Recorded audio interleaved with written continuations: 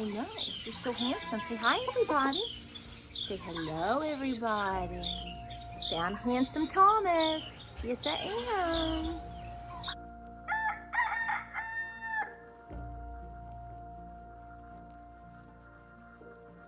Say hello, everybody. Say, yes, ma'am, I'm Miss Peggy, and I'm getting to be a big girl. Big girl, doing so good. Yes, Mama's doing so good with you. I know, pretty little thing. I know. Say, and my name's Patsy, and I'm just a wee little thing. I'm smaller than my sister. I'm so little, so cute. Both of these little girls are doing just fine, safe with their mama. Katniss is a great mama.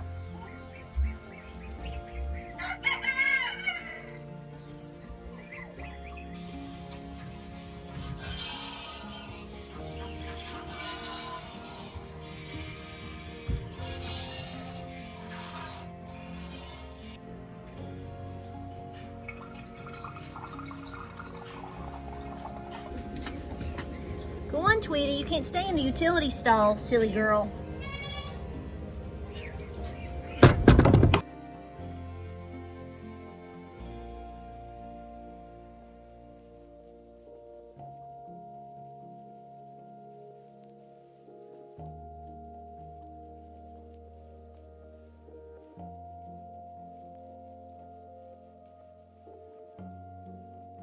So hey guys, welcome to Appalachia's Homestead. Welcome back to the channel. Hope you're doing great. Gosh, it's humid. We're in between thunderstorms right now. The temperature has dropped from, I think I said in my last video, it's dropped from 92 around lunchtime. We're down into the early to mid 70s now, but the humidity has shot back up. That's what we do. That's what we do. But welcome back to the channel. Hope you are doing great. Thank you so much for all of your support and your kindness. I just want to tell you again, I thank you so much for being so sweet to me. I know a lot of you have responded greatly in terms of us here on the farm losing Cochise, our elder chief Pyrenees. Thank you so much for your kind heart. I just can't, I will never be able to thank you enough for all the support and the kind messages and cards and whatnot. So thank you for that. Now listen, I'm going to bring this mystery to you. I'm not going back over into the field. I just got done milking, cleaning up everything, and everybody's set for the evening. But I will come back up around 8 p.m. to do a final bottle and check. I'm in my barn right now about 3 to 4 times a day with the weather, the heat, the endless, making sure that the waters are full and clean, because even if you have a bucket of water sitting and it looks full, I mean, it's better than nothing. I get that, or a trough, but when it sits in 98-degree weather or whatnot, who wants to drink that? No, not me. So cool and fresh as possible, but just got done milking, getting everything set. So I want to bring this story to you because I really want your input, and please listen to the details of it. I'm going to try not to put my opinion too hard into it, but I think I have an idea of what happened, but I just want to know if you agree. So as you know, we have 5 Great Pyrenees, well, one is a mix of an Anatolian. We have Pyrenees on the farm, and the ones that are up here in the barn were obviously Cochise, who we lost last week, a week ago today, and broke my heart. And I also have Enoli. You've seen Miss Enoli. She's 3 years old. She's fully trained. She is wonderful. She's over in the mud right now. Imagine that.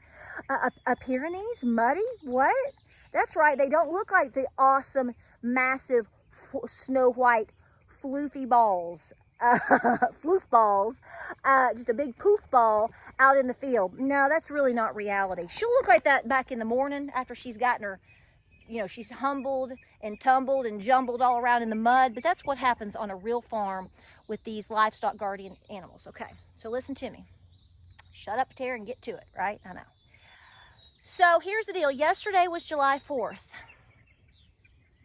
And we had plans to go late in the afternoon to go visit with my Nana and have grilled hot dogs with her. Okay, eat hot dogs and cupcakes, the 4th of July stuff. And so that's what we planned to do. So we got up yesterday morning, did all of our chores, checked on everybody. And then I pushed myself to between 1:30 and 2 to come back up here, redo all the waters. I check everybody, make sure everybody is safe in the cool or the shade. No drama, trauma, who's your llama, nothing. At 2 o'clock, went back down to the house, cooled off, showered, and then we proceeded to go and eat with my Nana at 4. My goal was to be back home between 6:30 and 7 because I knew I had to give another bottle. I'm bottle feeding a baby, as you know, so I'm on a pretty strict schedule of how I have to be home in order to give him his bottle, right? So, and plus I wanted to make sure I put everybody up, feed, check everybody's waters again, all of this, right? So I'm on a schedule. At 2 o'clock, we had no issues. At 3:30, when we came by here and I peeked around again, nothing going on, honey, nothing but the rent, right? Right? No trauma, no drama, no llama. We got home, we were up in the barn by 6:50 last night, okay? Went and visited Nana, ate, did our thing, had ice cream, it was great, whatever. Got back home, changed. Here is what I'm talking about. Got up here in the barn around 6:50. So we're right on schedule, we're right on time. We've monitored, we've done the whole deal. Cleaned the inside of the barn. Okay, no problem, gave the bottle. Then I go outside where my goats, my female goats and babies are. See, I have them split up. I have my buck and most of my wethers are over here with the cows for obvious reasons. Hello. And I have the mamas and babies in the other paddocks. Okay, are you with me? As you may or may not know, I have, as of yesterday morning, to my knowledge, I have 5 does that are set to still have babies. 5. I'm down to 5, y'all, not 25. Okay. I know you're like, how many is that? 562,000 Patara? What are you going to do with all them goats? I'm just going to feed them and love them, y'all, okay? Just feed them and love them. But listen, I turned the corner, fed the goats, because I was trying to set up to milk and do all of these things. And I kept looking across. I was looking across and I was like, what is that little black? It looks like a big poop pile from the cows. You know, I couldn't see. I'm old. I'm like, what is that? Walked up to it. It was a stillborn goat kid. And it was not developed very well at all. It looked like it had developed maybe a little more than halfway. And it didn't have any hair. The funny thing is it wasn't wet. It wasn't bloody. There wasn't fluid. There wasn't anything there. It was just lying by itself right on top of the ground. Well, of course, I go into freak out mode because I don't actually freak out, but I'm like, James, you know. He came over and he was like, holy cow. He was like, who did it? And I'm like, exactly what's going on here? So I go out in the field. Well, I have, if you've been watching me for a while, I have girls and guys, especially if they're twins or triplets, I name them with a theme, like Peggy and Patsy, or after Top Gun, I've got, Slider, Cowboy, and Pete Mitchell. You know, I do that, I love it. So Salt and Pepper are a set of twins that I had a couple of years ago, and Miss Salt has been the one that I have been milking for quite some time. I'm not milking her currently because she is bred. She is due next month. And she's getting big, y'all. She's getting bodacious. So, and she's one of the 5, right? So anyway, I said, I think it may be Pepper because Pepper was acting off, and she's black and white. So I named her. She looked like somebody had sprinkled pepper all over her when she was first born. So I named them Salt and Pepper because Salt's white, predominantly white, and Pepper looked like pepper. So I walked over to her. And I said, oh, she is thinner. She is thinner. And I kind of pulled her tail up. Nothing. Like usually, and pardon me for being graphic, but I'm going to be graphic because you have to understand. And for those of you that have had goats and goat kids, you already know this, or even a cow. I know my hands are filthy. I'm sorry. A lot of times, even after several hours or the next day or two, a lot of times there's still stuff on the backside of the mama. Okay, and I try not to mess with all of that too much. I like for mama to do her thing, pass the babies, have the babies, tend the babies, pass the placenta, whatnot, let her be comfortable, and then maybe clean her up in a day. You know, I just sort of let that be. There's nothing there. Now, listen, I left here at 3:30. 3:30, came right up by here, would have seen any of this happening, where this baby was dropped, if you will. Nothing. So somehow this happened somewhere between basically like 4 and 6, okay? So what I'm trying to tell you is, what you already have figured, there should be a lot of evidence of a birth. No evidence of birth. None. Not even on the little goat kid who was pitiful, and nothing on the mama. And I thought, this is weird. Holy cow. Okay, well, at that moment, I'm thinking, okay, she cleaned it. She's eaten the afterbirth. I haven't seen anything. Wow, she's really clean. This is odd. I go on with my chores. So I told James, I said, when I get done milking, we'll handle the baby. I'll work with the mama and check her. I said, but whatever. So I milked, yada, yada, yada. Well, when I got up from milking, came down to pick up one of my pails in the field, I looked over and I went, there's another little mound down there. See, this is why you should mow your fields. This is one of the reasons why I mow when my goat mamas are about to have babies. I've found out the hard way. You should try your best to make sure your field is mowed down, not just because of parasites, but because they can drop them like way over yonder, and you're like, is that a grass stump? Is somebody pooped? What is that? You know, you're like that, right? It was another goat kid. Now here's the mystery, and you're not gonna like this, and I don't like it either. I have my opinion, but I'd love to know you guys, especially you guys have done this for a while. I ran down there. This goat baby was fully formed. And this goat baby was, I mean, it was a fully developed, had hair, ready to roll goat kid. It was passed. I don't know, James don't know, you don't know how that's possible. It could have been stillborn the second she went into labor. But here's what I do know. Its neck was all stretched out. Its neck was stretched out and had been torn. Not chewed, but so it was a buckling. Both of them were little bucklings. The one that I found first that was not fully developed, it had developed enough that you could tell what sex it was. Imagine that. Imagine that. Shut up, Patara. So anyway, it was a boy. Here's what I want to know from you guys. It was laying in one of Anoli's spots. Down where she lays, basically close to where Cochise laid down last week. Where she lays, they would patrol that area and lay in the shade, and that's where it was. Here's the other thing. Dry, no fluid, no sac, no blood, no nothing. I mean, it was as clean as a whistle. Enoli has been out from the very beginning with all of these goats, and I've gone through multiple rounds of goat kids having been born, and even born when she's out in the field, and never had a problem.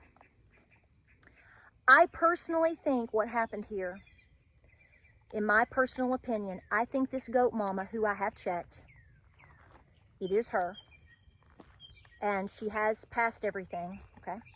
She doesn't have a fever. She is a little lethargic today. She is eating and she's up. I think she went into a stressful birth.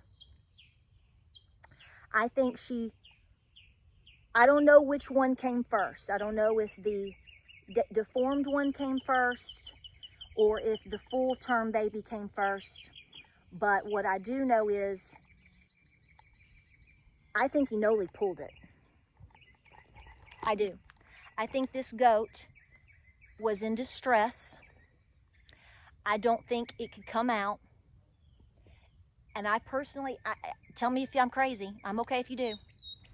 I think Enoli, because they dive out. So see, they come out with their hooves like this, and then their head, and that's where they oftentimes get stuck. It is a lot of times if the legs are correct, if their head's really big, they can get hung there. That's what happens. That's why I'm feeding the goat. That's why I've got this bottle baby. It got hung right here, the top crown of its head.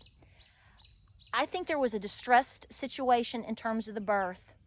And I think when that baby was coming out, I think Enoli pulled it out of the mama.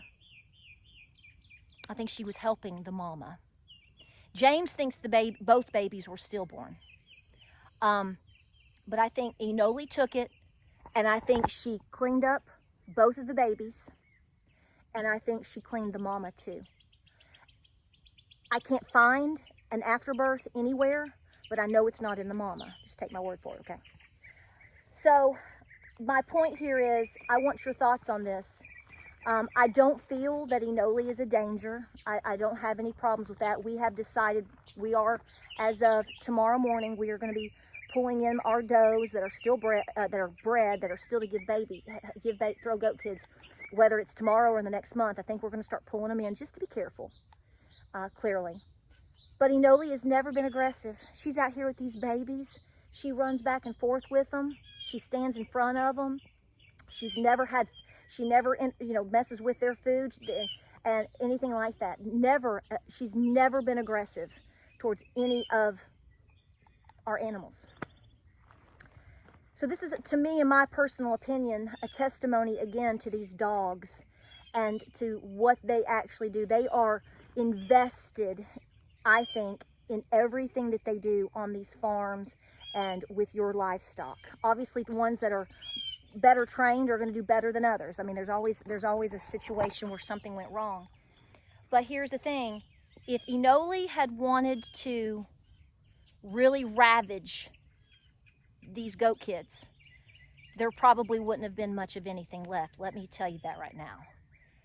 She did not consume them either. The one that was deformed, partially formed, it hadn't even been touched. It was just clean, but it wasn't chewed on, it wasn't bit, there was no blood, there was nothing. And unfortunately, the other one, you could just tell there's something stressful happened with the neck. Nothing on the head, nothing on the body, nothing with the tail, nothing at all. It was just right through here. So this is kind of a strange, a little bit morbid, graphic mystery story. But I wanted to share this with you because, frankly, I think it's something good to talk about. And I'm curious to what you think happened. There is no other dogs over there. Clearly, one of the other goats could have attacked that goat kid, but I'm not going to dismiss that. But I don't think that's likely. The most obvious would have been Enoli, and especially since she took that baby down to her spot. That's what she did. And she doesn't try to, claim ownership. I don't think she was claiming it per se. I think she was helping it because she's never done that before. Now, I'm going to be watching. I know what you're going to say, be watching and yada, yada. And I want to hear that from you because you may have had other experiences to kind of make you question what's going on. So I'm watching and we're going to be careful. But even James said this morning, he said, because we've talked about it like 12 times. He said, Patara, first and foremost, I think both babies were stillborn when they were born. Number two, I don't think Enoli attacked that baby. Why would she have? Why is the mama is as clean as a whistle? On her, you know what I'm talking about? On the backside and coming down on her udder. When they give birth, you have all that down there. Nothing. She's stretched a little bit, but it's nothing. There's nothing there. So tell me your thoughts. I know this is out there. But again, we talk about politics and all kinds of things here and preparedness, but ultimately we are a homesteading channel, and this is, I'm gonna get my, I put mud on my face, see? This is what we do. So if there was something wrong with the babies, again, just like with Cochise, I said the other day, I want them to go on their own terms. I don't like having to make decisions around here. Okay, as bossy as you think that I am, there's some things I really don't like to make a call on if I don't have to. I will, but I don't like it. And if, you know, if there's something wrong, then clearly, so be it. Now, I will tell you, the mama is, I'm watching her. She's okay. And I'm watching for her bag, her udder to fill. Her udder hasn't really filled though. So everybody else is still pregnant as can be. There's no mystery here. And I think she's a little bit, she acts like she's distant from everything. Like she's in a little bit of shock. So I don't know. I don't know, guys. I'm gonna break. I'm gonna get back down here and finish closing down the barn. Tell me your thoughts, especially you guys and gals and dolls out there that have had goats a lot longer than me. I mean, we've had goats for 12 years, 11 to 12 years. And so, I mean, we've seen just about everything, but then again, every day presents a new situation, especially on a homestead, because everything, you can't predict nature. You can't predict any of this. Well, I hope I didn't bore you to tears. I appreciate you being here. Tell me what you think. I don't think I missed any part of the story. I'm scratching my head a little bit, and Dolly's out there right now. She's running with the babies and hanging out and laying down and guarding and being peaceful. Maybe, you know, if something happened with her freaking out since Cochise has passed, that might be suggested. I guess that's possible. She has recovered, I think, pretty well from Cochise not being around. He never did anything like that either. That's what I'm saying. It doesn't make any sense. But you know, he's doing good. I fed her part of a steak yesterday, and she's just as happy as can be. She's like, hey, Mom. She's just doing her thing. So I really don't believe in my heart of hearts at this time that this was an act of aggression. Clearly, it doesn't have to be an act of aggression in order for it to harm a goat kid, because I'm telling you, if you've never been around goat kids, especially even Nubians with as big as they get, goat kids, I mean, I tell people, I'm like, they're like smaller than small cats. Like, imagine the smallest little full-size kitty cat you can out there. And that's about as big as it gets, maybe. I mean, they're tiny. It doesn't take much. But I'm telling you, if she had been aggressive, dogs that can take down coyotes and that can take down a bear, there would have been nothing left of that baby. And that's just not what we found. I think Anoli was trying to help a distressed mama. Tell me what you think. Like, subscribe, and share. Hope you're doing well. Hope you had a great 4th of July. I hear a cat. Sister, I hear you. She always calls before she comes out of the wild to play on the driveway. I love you guys. Thank you so much for all the cards, thoughts, support, and well wishes. We love you. Tell me what you think. Like, subscribe, and share. Godspeed. God bless. What else do we say? Oh, yeah. You better be preparing. Always be praying. And, honey, stay peaceful. Enough's coming your way already. Just be very focused on what you do. I love you. I'll see you on the next video.